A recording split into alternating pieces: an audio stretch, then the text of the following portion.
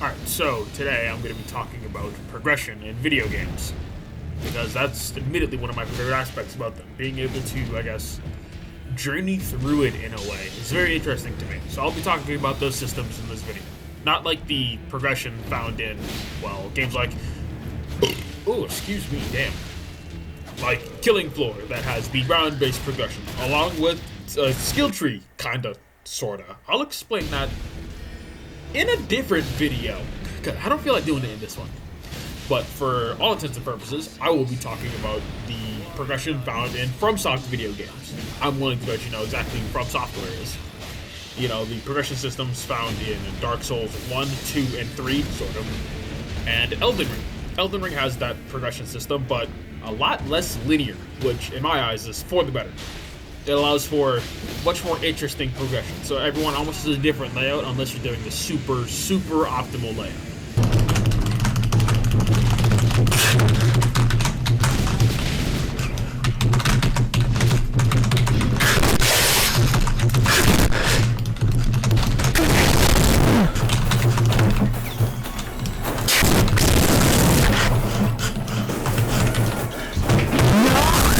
Which doesn't need to be done by everyone.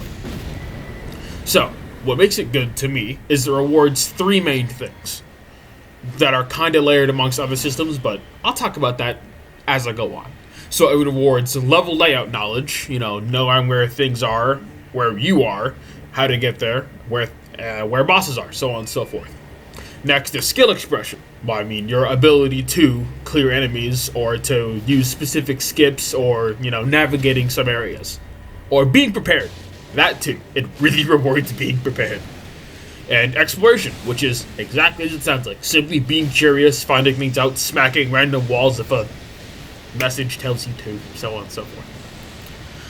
Now this is it is based around, generally, the equipment you have at the time. Equipment ranging from things like weapons you carry on you, spells you cast with your spell catalyst, techniques for your weapons and spells, so on and so forth, and the armor and rings and everything else you have on you at the time. Now this is all balanced out by three main things that I'm able to point out anyway. If you can find more, please let me know. Map progression, the areas and levels available to you. Bosses. Gatekeepers in the right word, but they're like a difficulty check for those areas. Like, if you can kill this boss, you'll be able to do everything in this area, so on and so forth type shit. And difficulty. Difficulty is kind of weird in this game because it's tied to your stats and your equipment and the area, obviously. So if you're going into an area and your stats and equipment don't check out, you're just going to get farmed by mobs forever, pretty much, unless you're just that guy and skill issue everything. And all of this is tied in some horrible balancing act that I love and hate. Because I love progression in games, but this is an intricate one, to say the least. Like strong weapons being locked behind super crazy, intense bosses and areas, or at the beginning of the game for some reason. Now, if you're anything like me, you're going to need a visual example of how this works. And I have done roughly 4 or 5 hours of gameplay to lay it all out. Now, without further ado, let's get into the run. Hey, what the Yo, is that fucking LeBron?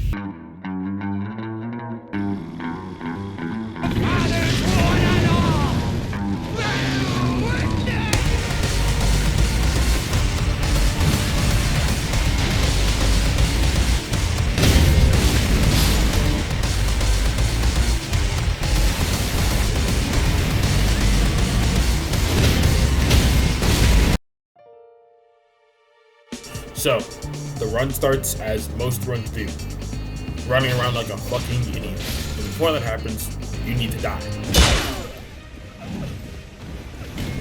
You were either murdered by the grafted Scion, I think the name is, or you killed yourself like a real man. So, from here, you start the actual game. But it does come with some caveats. Your actions and what you can and cannot get is very limited right now. So, let's go over what can and can't be done. You can't level up, you don't have the means to currently. You can get more equipment, more levels, more health, more spells, but the list goes on and on and on and on.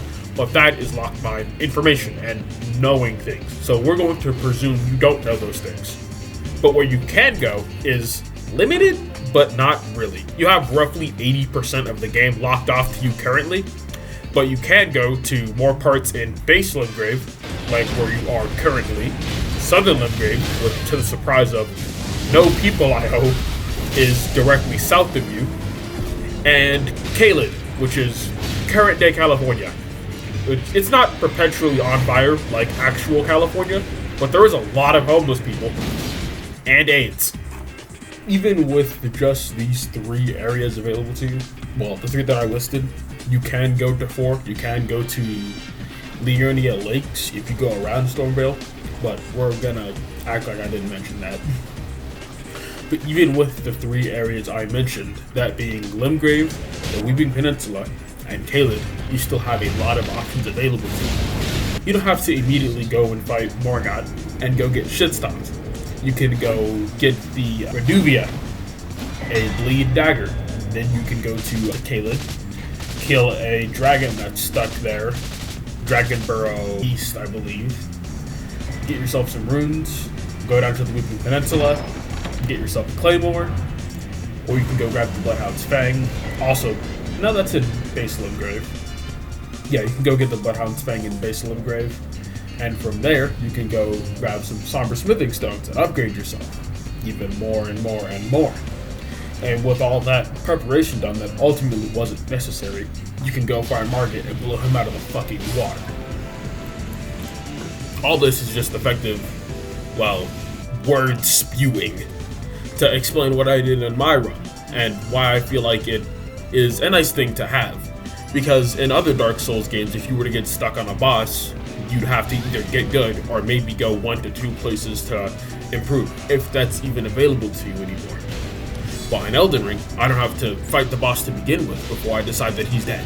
I can go to other places. I can go to the Weeping Peninsula and grab the Claymore, as you saw. And I'm not gonna bother repeating all that shit again because I don't feel like finding the fucking B-roll footage. But it's nice that I have the option to enhance myself as much as I want to or have the patience to before I go, rip Morgoth a new fucking asshole.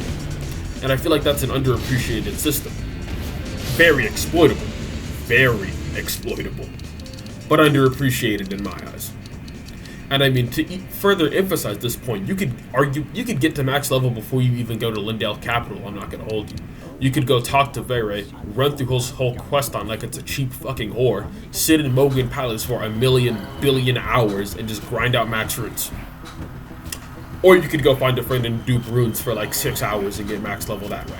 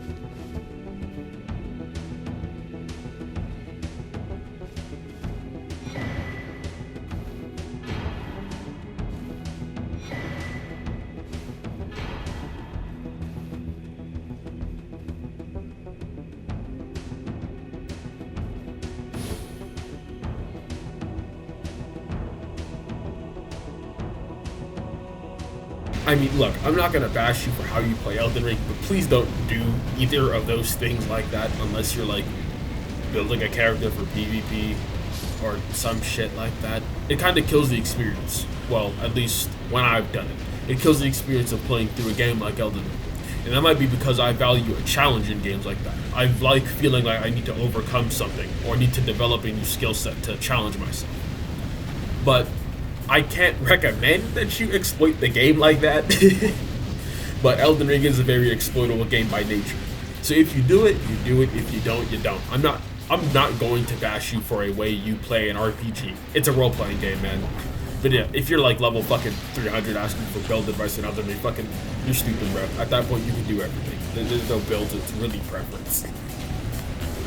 But hey, thanks for listening to my garbage spewing opinion and or knowledge on a game that I enjoy, or a topic that I enjoy. Thanks for watching.